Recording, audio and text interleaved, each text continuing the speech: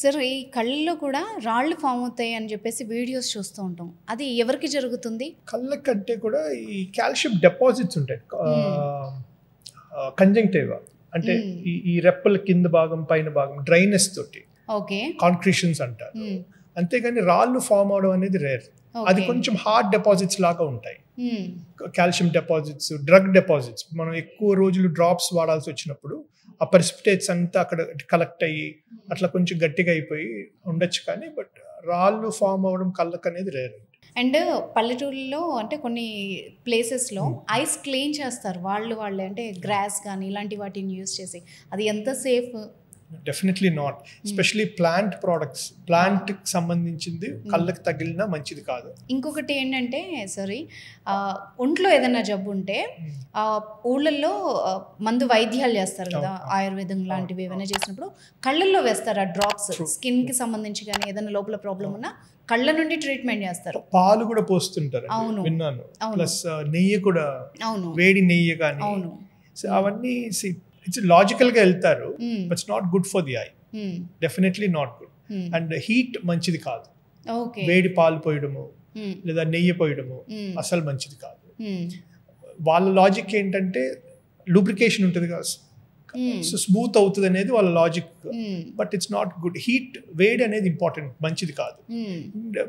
Mostly any foreign particle irritates the I. ఖచ్చితంగా irritate అవుతుంది. Taste చేసినప్పుడు వేరు, కళ్ళల్లో పడినప్పుడు ఇరిటేట్ చేస్తుంది. సో లాజికల్గా వెళ్తున్నారు కానీ I don't think it's good idea. చేయకూడదు. కళ్ళల్లో ఏం పడినా సింపుల్ గా ట్యాప్ వాటర్ కానీ క్లీన్ వాటర్ తో ఫస్ట్ కడుక్కోవాలి. ఎటువంటి ఇంకేది పార్టికల్స్ కానీ మిల్క్ కానీ ఏది వేయకూడదు. చేసిన తర్వాత అప్పటికి డిస్కంఫర్ట్ ఉంది అనుకుంటే డాక్టర్ దగ్గరికి వెళ్ళాలి. అండ్ మోస్ట్ ఇంపార్టెంట్ క్వశ్చన్, ఈ జనరేషన్లో చాలా మందికి గ్రే హెయిర్ ప్రాబ్లమ్. అయితే ఫ్రీక్వెంట్గా చిన్న ఏజ్ నుండే డైస్ కానీ కలరింగ్ కానీ చేస్తున్నాము, దానివల్ల కళ్ళు దెబ్బతింటాయి అని చాలా వింటాం. అది నిజమేనా? కళ్ళలోకి die పోకూడదండి.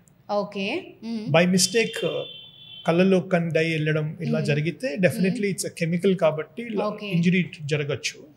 So it can cause lot of. అంటే వాష్ చేసుకున్నప్పుడు కూడా అది జాగ్రత్త తీసుకోవాలి. So when you wash your hair, కళ్ళు is a very sensitive organ. It can't take beyond normal water. అందుకే సోప్ వాటర్ అయినా కళ్ళు మండుతాయి కదా. So it's you have to be very careful with eyes, especially dye chemical. It's harmful అనమాట. Washing అప్పుడు చాలా జాగ్రత్తగా తల వెనక్కి పెట్టి వాష్ చేసుకోవడం, కళ్ళలోకి పోకుండా చూసుకోవడం చాలా ఇంపార్టెంట్. అండ్ ఇంకొకటి ఫన్ ఫ్యాక్ట్ ఏమో నాకు తెలియదు, colour blindness is guy thing అంట. నిజమేనా? అంటే 8 to 10 పీపుల్ అబ్బాయిల్లోనే ఒకరికి ఉంటుంది అన్నారు. నిజమేనా? Some times it could be more of a carriers అండి.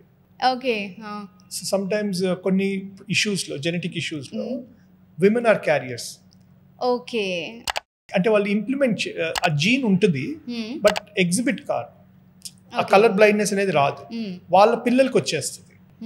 Okay, so maybe that's one of the reason why men have more colour blind. And colour blindness గురించి ఉమెన్లో కూడా ఒక థియరీ ఉంది, అది and green and blue or red and blue. Green and red. Green and red. Blue, yellow. So these are main colors. Only women లోనే ఉంటుందా ఇలాగా? అట్లేనేం లేదు. సో కలర్ బ్లైండ్నెస్ లో టోటల్ కలర్ బ్లైండ్ ఉండొచ్చు, ఓన్లీ గ్రీన్ అండ్ రెడ్ కోసమే colour blind ఉండొచ్చు, or blue yellow combination లో కలర్ బ్లైండ్నెస్ ఉండొచ్చు. ఈ బ్లూ ఎల్లో కలర్ బ్లైండ్ ఉన్న వాళ్ళు రెడ్ గ్రీన్ నార్మల్ గానే పర్సీవ్ చేయగలుగుతారు. సో అట్లా వైసీ వర్సా. కొంతమందికి red green total colour blind ఉంటారు. So it depends on what kind of genetic issue it is.